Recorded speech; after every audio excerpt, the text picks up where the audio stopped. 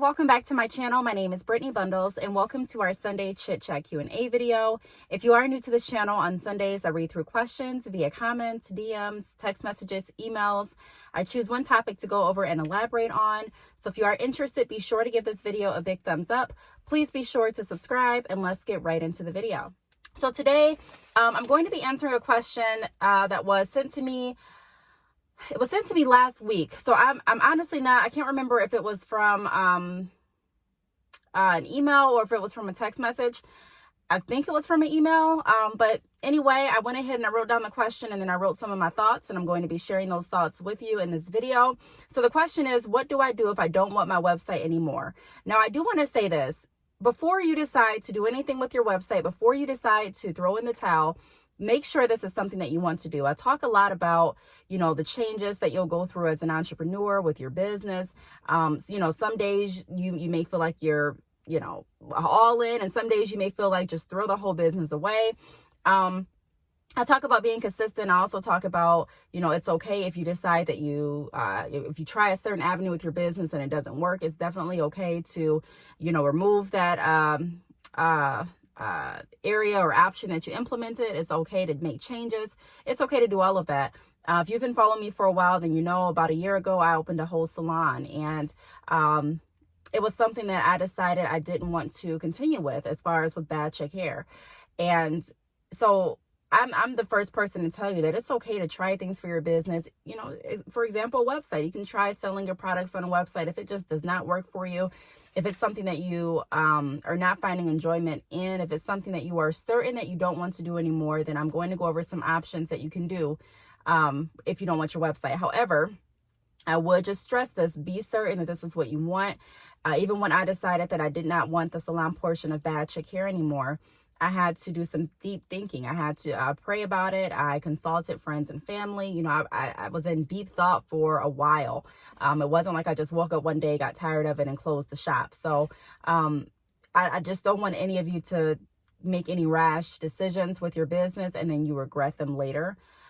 So the first tip that I'm going to go over is sell it. If you don't want your website anymore, you've already put work into it as far as advertising it, promoting your website. Maybe you even paid someone to design the website for you, or you've designed the website, spent hours and hours on the website, and, you can definitely sell it. I always talk about Shopify because, like I say in a lot of videos, Shopify, to me, it's the best to me at this point.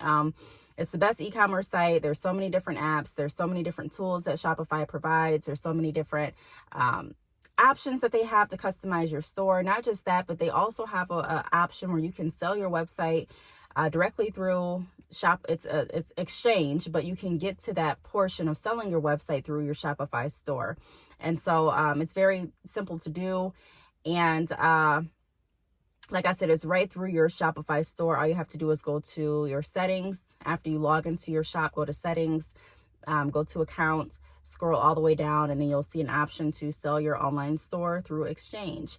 So you can sell it just so that you can get everything that you can out of it. There's no point of selling it and not, or just, abandoning your website, your customers not knowing what happened, you not receiving anything from it. It's just, gone.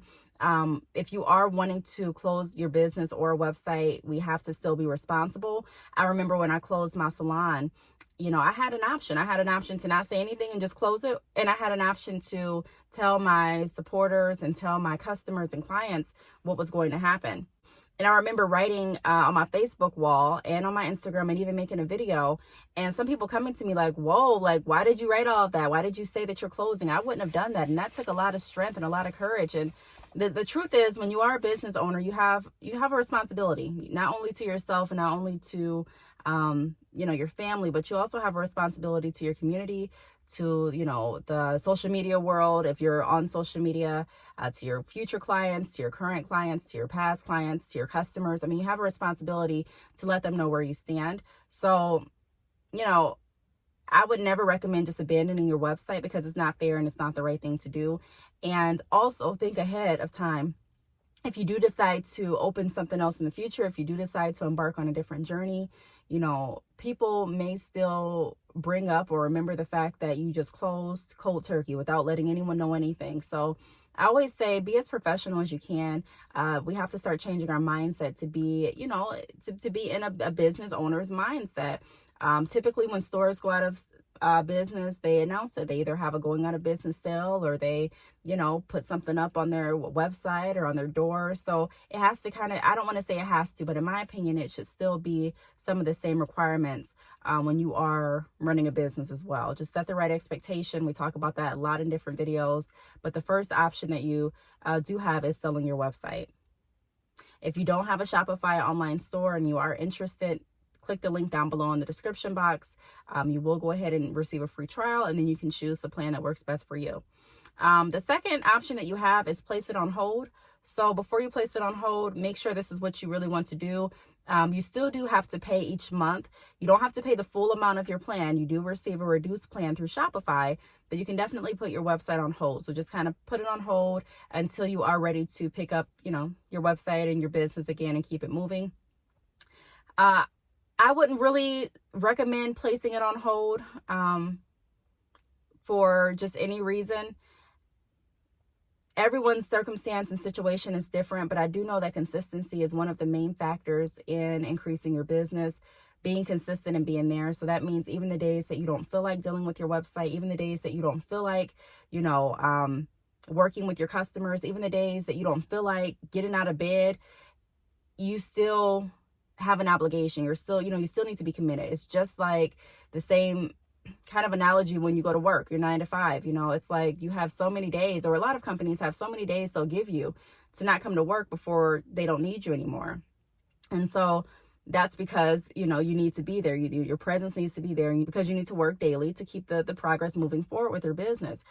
And so it's kind of the same concept with your business. Although there's no one over your head, or there's no one threatening to take your job, or there's no, you know, written rules for yourself made by someone else, it's still our responsibility to make sure that we're putting just as much energy into our business as we would someone else's. And so if you're placing it on hold just because you don't feel like it, you know, I just don't feel like working today, or I just don't feel like working this year, or I don't feel like working for the next 3 months. I would try to reconsider. I would try to find a different workaround. But if it came down to it and you decide that placing your business or your website on hold is the best option for you at this point, because ultimately, I mean, it's your business, it's your dream, it's your customers, it's your vision. And I feel like, you know, I trust you all to make the best decision for your business. You know, I don't have all the answers. I don't know everything. I say this in every video. I'm learning every day as well. So if that is something that you want to do, you can do that directly through Shopify as well. You go into your Shopify account, you go to the settings, you go to the account section, and then it gives you an option to place your store on hold. Like I said, you still do have to pay a monthly fee. It's not going to be the same price as your monthly store plan. It is going to be a reduced rate, but there will still be a fee associated. And then the last option that I have is close it. You can definitely close your store. You can go ahead and just delete your website, close it down, and that's that. Now, if you purchase your domain name for years and years and years, because some of us have purchased domain names in advance, so you may have purchased your domain name, which is your website name. Say you purchased, you know, my website name, my domain name is Bad Chick Hair. So if I purchase that for 5 years and then I go ahead and shut down my website, I still know that I have my domain name in case I do want to create another website. However, if you only purchased your domain name to be consecutive and in line with your website, like with the online store, then I would really, like I've been saying on all of these options, really consider it, because you know, the last thing that you want is for you to make a rash decision, go ahead and close your website and lose your domain name. And then say in a month from now, you decide that you want your website back and that name is already taken. A lot of people, you know, are searching for domain names. A lot of people are buying domain names. A lot of people are creating their websites. So don't take your domain name for granted. Don't go ahead and just be all willy-nilly with it. Like, I just don't want it, I'm just going to get rid of it. Because it definitely may be taken. It may not be available when you go back and try to redeem it, or the pricing may be drastically higher than it was before when you purchased it. So keep that in mind.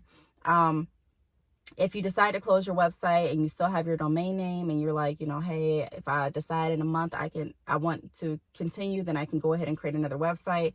That would be safer, in my opinion, than just getting rid of the domain name as well as the online store.